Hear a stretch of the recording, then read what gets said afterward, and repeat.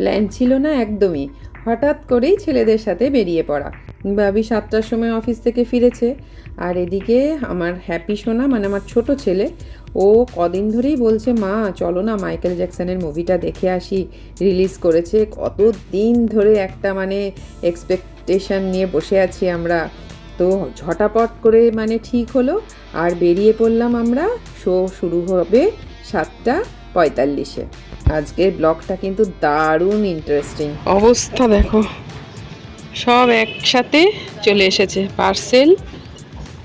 পুরোহিত মশাই ওই লেবু লঙ্কা দেন, এই সবজি ওই সবজি দেখো। আর এই রোদ্দুরের মধ্যে দাঁড়িয়ে দাঁড়িয়ে সব কিছু করতে হচ্ছে। যদিও আমি নিচে নামিনি, নামতে হয় না, ওই বোন করে আর কি। কিন্তু ওই স্নান করতে যাবো বলে স্নান করতে যেতে পারলাম না। সব একসাথে দেখো, যদি স্নানে ঢুকতাম কি হতো। আর কত টাকা বাকি? তোমার কত পার্সেল? হ্যাঁ, কার নামে? দুটোই? আচ্ছা দাঁড়া দেখে বলছি। আর ওইদিকে দুজন দেখো, এর মধ্যে দিয়ে ঢুকছে। বাপরে বাপ, কি সাহস! আজকে সকালের ব্যস্ততাটাও একটু ক্যামেরাবন্দি করলাম। এখন 7:40 মতো বাজে, এসে গেছি সিসি2-তে। হ্যাপি, এখানে খেলতে যাবি? এই হ্যাপি, এটার মধ্যে খেলতে যাবি?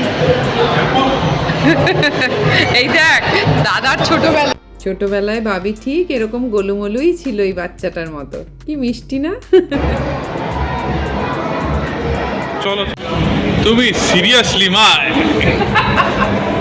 আরে মজা, জীবনটা হচ্ছে শুধু মজা আর মজা, মজাই মজা। মুভি দেখার সাথে যেটা সব থেকে জরুরি সেটা হচ্ছে এই ডাব্বাটা। এটা কিনে আস্তে আস্তে মুভিটা একটু শুরু হয়েই গেছিলো।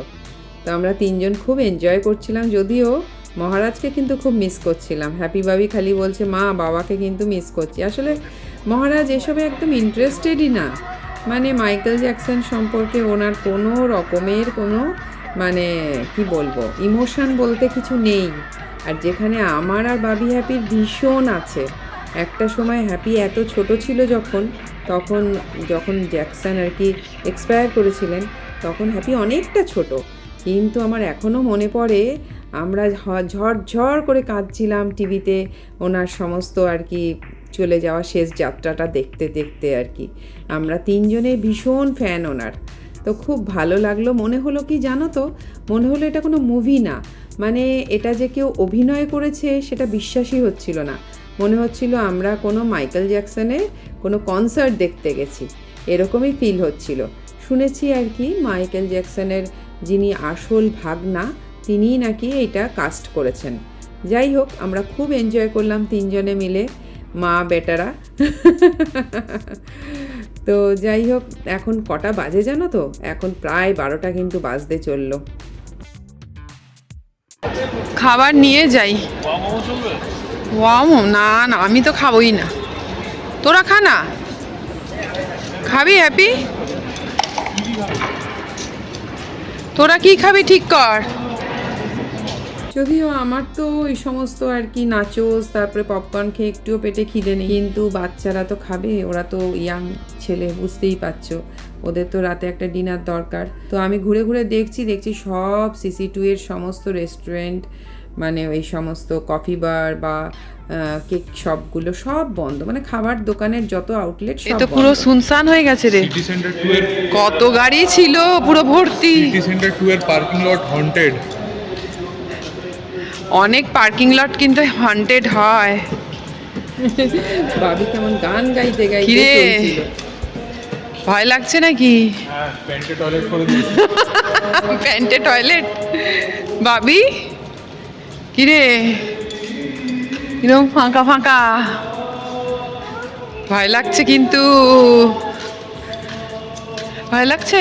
হ্যাঁ ভয় লাগছে? যাও না, কাঁপছি কি বাজে। কাঁপছিস? কই দেখি কেমন কাঁপছিস। থরথর করে বোঝা যাচ্ছে না তো। থরথর থরথর থরথর কোথায় কাঁপছিস রে? জামা প্যান্ট পরে আছি বলে। চলো বাড়িতে। মহারাজ আর রিকো ওয়েট করছে। মনে হচ্ছে সন্ধ্যে 6টা বাজে। রাত্রি এখন কটা? 12টা বেজে গেছে ভাবি? হ্যাপি 12টা বেজে গেছে। मैगी शीरा लेकिन वो गरम गरम नहीं बना रहा मैगी शीरा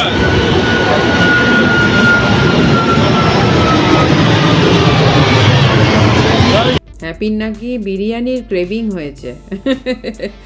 তো যাই হোক, ও খুব একটা বিরিয়ানি যদিও খায় না, তো আজকে ইচ্ছা হয়েছে, তাই সিরাজে চলে এলাম। মুভি দেখছিলাম বা খাচ্ছিলাম, যাই করি না কেন মাঝে মাঝে কিন্তু মহারাজ আর রিকোর কথা মনে হচ্ছিল। মা তো কখন আর কি মায়ের মানে 9টার মধ্যেই মা খেয়ে ঘুমিয়ে পড়ে, সুতরাং মাকে আর ডিস্টার্ব করিনি। তো আমি আর কিছু খেলাম না, আমি এই তোমার ওই ফিরনি না সরি তোমার শাহি টুকরা বাইরে বসে খাচ্ছিলাম। আর ওয়েদারটা বেশ ঠান্ডা হয়ে গেছিলো জানো তো, বৃষ্টি হয়েছে। ওরা খাবারটা প্যাক করাচ্ছিল, বাড়িতে গিয়ে শান্তি করে খাবে। যাই হোক, আজকের ব্লগটা এতটুকুই রইলো। দেখা হচ্ছে তোমাদের সাথে আবার পরের ব্লগে। তোমরা সবাই খুব ভালো থেকো।